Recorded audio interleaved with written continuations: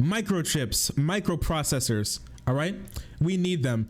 During the pandemic, there has been a really big shortage of microchips, microprocessors. Okay, lots of things used in consumer electronics, and it's really bad because while people are inside, they use a little bit of that money to go buy some things like that. You wonder why it's really hard to get a graphics card right now? Well, one of the big reasons is because it's really hard to get those microchips in. And a lot of those microchips come from a little country named Taiwan. So in Taiwan, where a lot of the world's microprocessors are made, they're having a lot of struggle keeping these factories open, maintaining the factory production, and upping the factory production of microchips and microprocessors to ensure that they keep up with demand. You wonder why it's hard to get like a monitor or something. Consumer electronics are getting a little bit more expensive. Wonder why it's so hard to get a PS5 or an Xbox X or whatever. What the fuck are they on right now? I don't remember. But it's hard to get it, whatever it is. And there's massive shortages. That's because of this microchip problem. The chip crunch that's going on in global supply chains in Taiwan is not immune to that. So Taiwanese companies have turned to what appears to be unscrupulous means to make sure that their workers keep working and work to higher efficiency so they get more microchips out. All right, what is that? What does that entail? It seems like putting them in fucking jail. Okay, Taiwan chip makers keep workers imprisoned in factories to keep up with global pandemic demand. It's bad. Foreign workers in Taiwan are being imprisoned in dormitories, banned from brushing their teeth, and told they'll be cremated without their families if they die from COVID-19 as factories struggle to maintain production of key microchips. Not very cash money. It's like anti-cash money.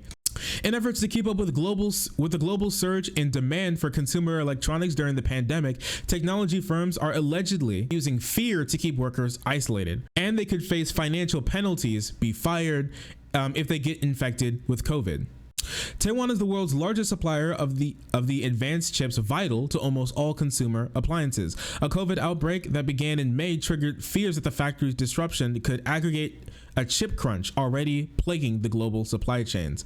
But the company's pandemic response has highlighted questionable labor practices, that's one way to put it, and accusations of discrimination against migrant Southeast Asian workers at the core of Taiwan's dominance in the semiconductor industry. Through interviews with employees, rights groups, and reviews of more than 20 internal and staff communication documents, Telegraph found workers are not only being locked in their dormitories, but threatened with medical costs or even financial penalties if they get infected. Okay, and this is why the push for like workers' rights is not only centered in like your country, it should be global. Okay, because at the end of the day, your country, especially if you live in like the big like world leader countries, highly developed, highly industrialized world leader countries, those countries get a lot of their power from smaller countries like Taiwan, where lots of these factories are set up, where while our countries may have much better labor practices, these countries don't. And if we rely on those countries, they're going to turn to more and more drastic means to keep up with demand because they want more money from us. And usually the workers are the ones who suffer from that. And that's what we're seeing here. In egregious threats, labor brokers, the gatekeepers to factory jobs, have tried to scare workers into submission. If you die, your body will be cremated in Taiwan immediately. Your family will not be able to see your body. Your family's finances will be immediately disconnected, one message said. If you do not die, you will be responsible for all of the isolation fees during isolation, medical treatment, and other people who have been in contact with you. So not only are they going to try and get you for like you being sick on their property after they force you to work, they want you to pay for other people you may have been in contact with who get sick as well, to try and scare them into working harder or something. They're basically keeping these people, imagine like a college, okay? But it's your job. So they're keeping you in there. You can only leave for 90 minutes a day, where you have to sit there, make semiconductors all day long. They have their own dorms that they keep you in. You're locked into the dorms. If you break any of these rules, then you get instantly fired. Like if this is not like coercion to like one of the highest degrees, I don't know what is. Especially telling you if you die, your family won't see you. If you don't die, we're gonna make sure that you pay we're gonna make sure that you're poor as fuck. You don't get anything. Socialist, very interesting. Interesting.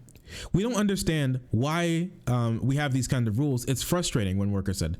Compaq denied restricting workers' freedom of movement and said that the 90-day rule was a recommendation and added and not attached to penalties. It said it followed government epidemic regulations. The thing is that it may be recommended. The thing is, you don't have to make these rules just like solid, as in it's a guarantee that if you do that, this will happen. It can be implied that you will face repercussions if you go out more than 90 minutes. As you saw earlier, if you get sick, we're going to make sure that we're going to hunt you down and make sure that you pay for everyone that you were in contact with if they get sick. Okay. They're doing a lot of coercion here, even if they're not saying specifically, we're going to fire you. We're going to get your like shit kicked in if you don't follow these rules. I know what you're talking about, bro. They chose to work. They can quit whenever they want. Yeah, the market will take care of it, bro. The market will take care of it, bro. Markets don't fail us. We fail markets. A Filipino employee of ASE, the world's largest chip packaging and testing house, claimed workers there had also been ordered to return to their dorms within an hour of their shifts and monitored by swipe cards. Failure to comply would result in a major detriment, she claimed, which left many fearing for their jobs. She said employees were also banned from brushing their teeth during 12-hour shifts. Can't even brush your damn teeth for 12-hour shifts. And they were like, listen, we do not restrict their movement, and we just say we don't want them to brush their teeth as a health concern. I guess 12 hours, half a day shift, 12-hour shift. Can't even brush your teeth. Imagine like Amazon, but on like steroids for what's going on in this building, bro. And there's even, no worker rights failure by a company is complete without any racial discrimination. And that's, boy, do we got it here. The restrictions on factory workers do not apply across Taiwan, where the current soft lockdown allows freedom of movement, but appear to have been fueled by alarm of outbreaks in 4 factories in northwest Taiwan, where hundreds of cases prompted the local government to lock down dorms. Foreign workers, who mainly are from the Philippines, Vietnam, Indonesia, Thailand, all places that get like, just so you know, all of these places get lambasted as being like not really Asian, bad Asian. One term is like even jungle Asian for people who come from these Asian countries. So there's a lot of racism between like, you know, lighter skinned Asian people and darker skinned Asian people. You know, we love us some good colorism. We love us some good colorism in there. Are upset because they believe that local colleagues do not face the same curbs outside of work. It's very frustrating to hear we migrant workers experience discrimination and unequal treatment. Lennon Wong, an activist at the Serve the People Association, said that the pandemic measures highlighted systemic discrimination against foreign workers. It's not really for academic prevention because it's not scientific. How can you prevent a virus if you only ban the migrants? It's almost like they're using this as an opportunity to get rid of migrants or treat migrants poorly and not just keep people safe. Interesting that. One dormitory notice states staying out and going out to gatherings is prohibited. The flags that swipe records will be checked.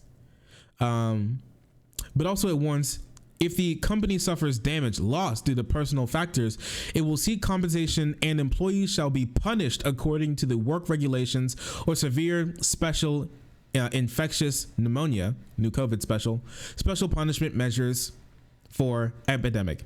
New special wow, how gracious of you, company. Not just give me the normal punishment measures, but special punishment measures for not keeping up with what's going on. There's some, they always think of everything, don't they? They're working these people like machines and not treating them like humans. As this one person said, it's really sad that they can't treat us fairly. We're also humans. The migrant workers don't get treated fairly Even the Taiwanese workers don't get treated fairly, kept in their dorms, locked away, forced to make semiconductors basically, or be homeless, be jobless. The job market sometimes isn't too great there, and a lot of words can get around with how powerful some of these companies are, being able to keep you out of a massive industry that's huge for Taiwan. It's like being kept out of the steel industry back during the great economic boom during the 20th century for America, right? Imagine that you live in like the Rust Belt and you're kept out of like the steel industry. Like, whoa, that's really bad. It's awful treatment there. So I want to make sure that you all understand workers' rights do not pertain to just your country or other countries, like our sister nations. Okay, it applies to lots of other countries as well. And when we make trade deals, make sure that you vote for politicians. Make sure that you keep in mind other people and other circumstances, because for all the bad that we get here, we are comparatively lucky to some people who live in countries who are treated like that. And we see that here. It's not as bad in some ways, but they do it a little bit more roundabout. There are extra steps, but sometimes going from A to B, how easy it is for them to do that there is way worse than we have it here. So just keep that in mind, okay?